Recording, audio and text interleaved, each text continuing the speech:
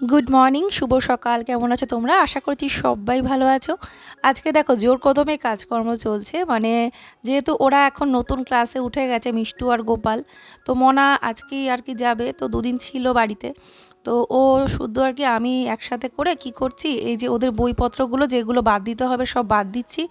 যেগুলোর মধ্যে পেজ আছে সেগুলো রেখে দেবো ঠিকঠাক, মানে যেগুলো বাড়িতে হয়তো লিখতে পারবে। আর বাকি পুরনো যা কিছু আছে এখান থেকে সব বাদ দিয়ে দিচ্ছি।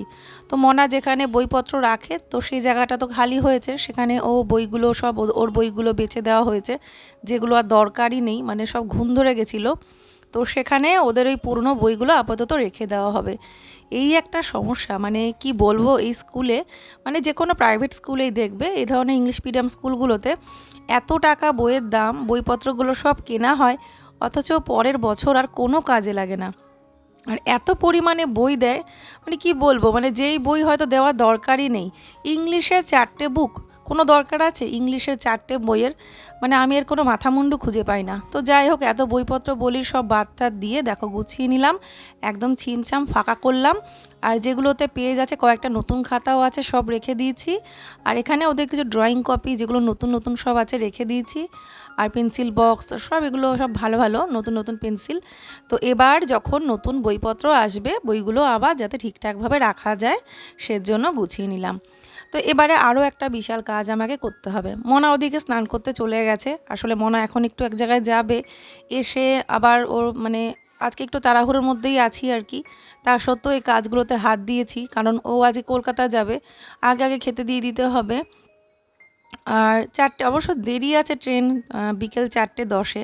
তবুও যত আগে খেয়ে নিতে পারবে তত একটু রেস্ট নিতে পারবে আর কি। তো চলো, এখন এই দেখো সমস্ত খেলনাগুলো সব উল্টিয়ে ফেলেছি, ফেলে এবারে খেলনা ছাঁটাই করতে বসেছি। মানে ওদের খেলনা নিয়ে আমি রীতিমতো পাগল হতে চলেছি। কিন্তু ওদের খেলনার বদনাম আমি করব না, কারণ ওদের খেলনার ভিডিওতেই আমার 1 মিলিয়ন ক্রস করেছে। আমার যেটা প্রথম চ্যানেল ইন্ডিয়ান ব্লগার ঝুমুর, ওদের ওই খেলনা দেখিয়ে দেখিয়ে চ্যানেলটা গ্রো করেছে আমার। কিন্তু আর কোথায় পাবো খেলনা, অত খেলনা আর পাওয়া যায়?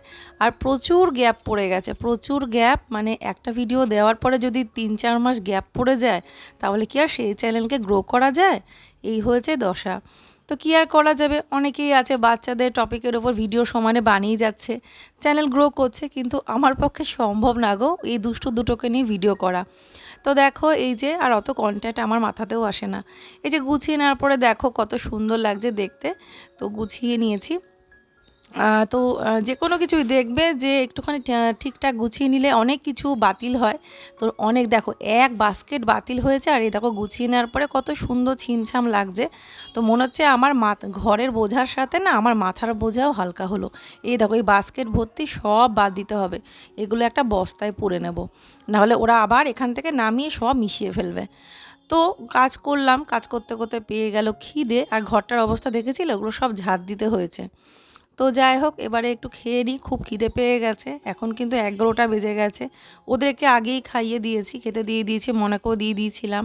আর আমি এই যে এদিকে উচ্ছে সেদ্ধ আলু সেদ্ধ দিয়েছি। তো উচ্ছে সেদ্ধর মধ্যে দেখলাম যে বীজ বেরোলো। তো জানি তো না, সেদ্ধ দেওয়ার সময় তো অত তো জানতাম না, বীজ তো থাকবেই। তো বীজটা খাই না এখন, বীজ ফেলে দিয়ে আগে না মানে উচ্ছের বীজ খেয়ে নিতাম। মানে উচ্ছে ভাজা কড়মড় করবে বীজটা, আমার খুব ভালো লাগতো। কিন্তু এখন আর খাই না, যবে থেকে জেনেছি বীজ খেতে নেই, ব্যাস কবে খাওয়া বন্ধ করে দিয়েছি। তোমাদের দাদাও এখন আর খায় না। তো চলো, এখনই উচ্ছে আলু সেদ্ধ দিয়ে অল্প কটা ভাত খাবো, একদম অল্প কটা, মানে এর থেকে বেশি যদি আমি ভাত খাই তাহলে ওই দুপুরবেলা আমি আর খেতে পারবো না। মানে দুপুরবেলা খাওয়ার আগ্রহটাই আর থাকবে না, মানে পেটটা একদম ভরে থাকবে। তো এইটুকুনি যে খেলাম, এই খাবারটা হজমও হয়ে যাবে, কোনো অসুবিধা নেই। আর ভাত বলে কথা, অত ভাত খেলা দেখতে হবে না, অলরেডি একটু মোটা হয়ে গেছি। একটু ঘি দিয়ে নিয়েছি, আমি আবার সেদ্ধ ভাত ঘি দিয়ে খেতে এত পছন্দ করি, অতটা কম্প্রোমাইজ করতে পারবো না যে ঘিটাও খাবো না। তো চলো এখন এই কটা খাই, খেয়ে দিয়ে তারপরে দেখতে থাকো ব্লগটা। আর আজকে রান্নাবান্না করবো এরপরে, আজকে আর অন্যান্য ঘরের কাজ শেয়ার করছি না, রান্নাবান্নাটা চলো করে নিই।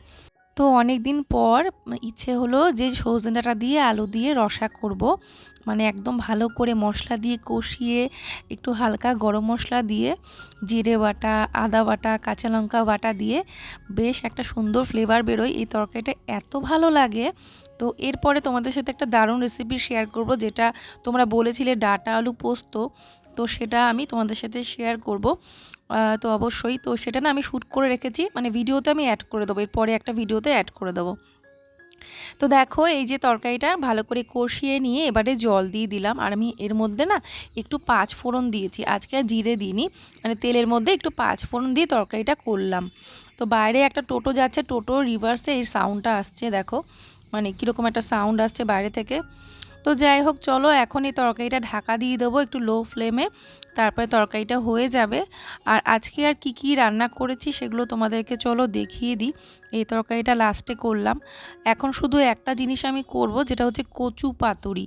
তো তোমরা অনেকেই জানো কচু পাতুরিটা কলা পাতায় করে ভীষণ ভালো হয়। আর এই পাতুরি জীবনে যতবার বানাবো, মানে যতদিন বেঁচে থাকবো, যতবার বানাতে যাব ততবারই দিদার কথা আমার মনে পড়বে। কারণ দিদা নিজে হাতে আমাকে এই পাতুরিটা বানানো শিখিয়েছে। আর সব থেকে বড় কথা, মামার বাড়িতে কচু পাতুরি হলেই এই বাড়িতে আসবেই, মানে এত ভালোবাসতো, জানে যে আমার হাজব্যান্ড কচু পাতুরি খেতে এত পছন্দ করে। তো নাতিন জামাইয়ের জন্য কচু পাতুরি বিকেলবেলায় নিয়ে আসতো, দুপুরবেলা বানাতো, ঠিক একটা পাতুরি কলা পাতায় মোড়ানো আলাদা করে রাখতো, আর যখন ওই যেদিনকেই বানাতো বিকেলবেলায় ওই নাতিন জামাইয়ের জন্য নিয়ে আসতো। মানে আমার বর এত ভালোবাসে কচু পাতুরি খেতে, কলা পাতায় করা দিদার হাতেরটা, আমার হাতেরটা না।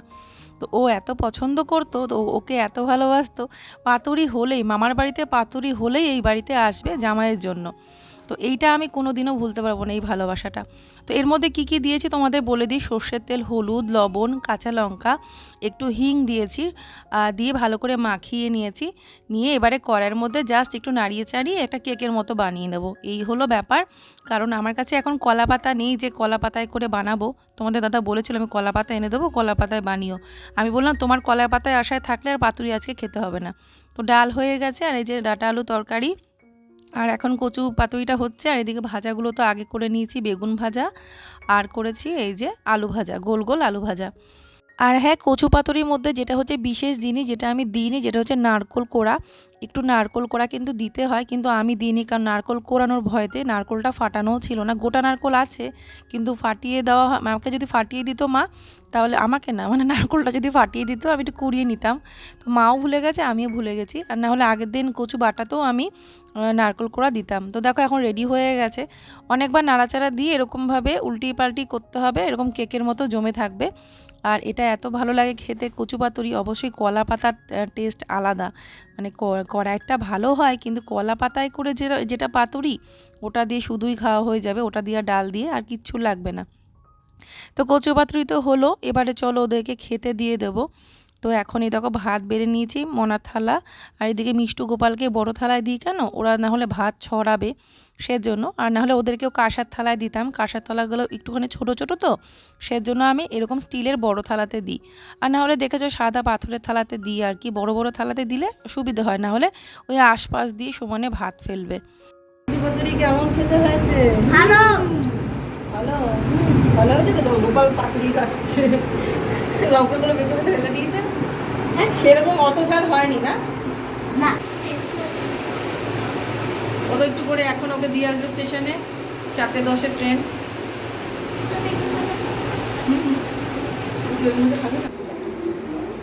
এটা কি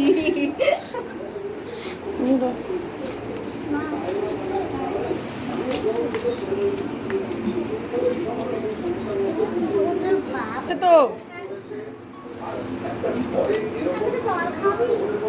বন্ধুরা দেখো এই যে এখন মনা রওনা দিচ্ছে, এবার আর ট্রলি ব্যাগটা আনেনি, তাই বলছে কি দেখাচ্ছ, একটা বোচকা মতো আমি নিয়েছি। তো এই ব্যাগটা ভীষণই পোক্ত, এর মধ্যে জামা কাপড় যাই নিক না কেন, একগাদা বইপত্রও যা নিয়ে যায়, কোনো অসুবিধে হয় না। তো চলো ও এখন বেরোচ্ছে, ওকে দিয়ে আসবে। তো বন্ধুরা আজকে নেক্সট ডে, আমি জাস্ট ব্লগটাকে এন্ড করতে এসেছি, মানে ব্লগটা এডিট করতে গিয়ে দেখলাম যে আমি তো ব্লগটা কন্টিনিউ করিনি, সেভাবে কিছু তুলিনি। ওই মনা যে গেল, মানে বাড়ি থেকে বেরোচ্ছিল, যখন ওকে স্টেশনে দিয়ে আসতে যাবে ওইটুকুনি তুলেছে, তারপরে আর কিছু ভিডিও করা হয়নি। তো যাই হোক বন্ধুরা, এখন আমি জাস্ট ব্লগটাকে এন্ড করতে এসেছি। আজকে হলো পরের দিন, এখন সকালে কাজকর্ম সব সেরে আমি একটু বসেছি। এখন চুলে একটু তেল দেবো আর কি, তার জন্য চুলটা ছেড়ে নিয়েছি। চুলে একটু ভালো করে তেল মাসাজ করব, নারকেল তেলের মধ্যে একটু কারি পাতা দিয়ে দেখি কি করি। কারি পাতা দিয়ে একটু গরম করে নিই, ওই তেলটা দিলে খুব ভালো হয়। আর না হলে এখন আপাতত প্লেন নারকেল তেল দেবো, ওটা নয় বানিয়ে রেখে দেবো আর কি। কারণ বেশি গরম তেল তো মাথায় দেওয়া যায় না, তো কালকে বানিয়ে রাখলে ভালো হতো। তো যাই হোক, ভিডিওটা আমি এন্ড করতে এসেছি, ভাবলাম যে ব্লগটাকে এন্ড করি। আর আজকের তো যা সেগুলো তোমরা পরের ভিডিওতে দেখতেই পাবে। অনেক কাজ করেছি সকাল থেকে, রান্নাঘরে প্রচুর কাজ। আর সকাল থেকে শুধু চা বিস্কিটই খাওয়া হয়েছে, এখনও খাওয়া হয়নি। এখন যাব কটা ভাত মাখবো, গরম ভাত আলু সিদ্ধ দিয়ে, ঘি দিয়ে, আর ওই আলু চিপস আছে, ওদেরকেও কটা খাইয়ে দেবো, আমিও কয়েকগাল খাবো। আর মা ভাত খাবে না, মা বলেছে ছাতু খেয়ে নেবে। আর তোমাদের দাদা সকালে বেরিয়ে গেছে, চা বিস্কিট খেয়ে ও বেরিয়ে গেছে, ও আর কোনো ব্রেকফাস্ট করেনি। আমি বললাম যে কিছু খাবে নাকি, কিছু বানিয়ে দেবো, তো বলছে না, আমি শুধু চা বিস্কুট খেয়েই চলে যাবো। তো ও চা বিস্কিট খেয়েই বেরিয়ে গেছে।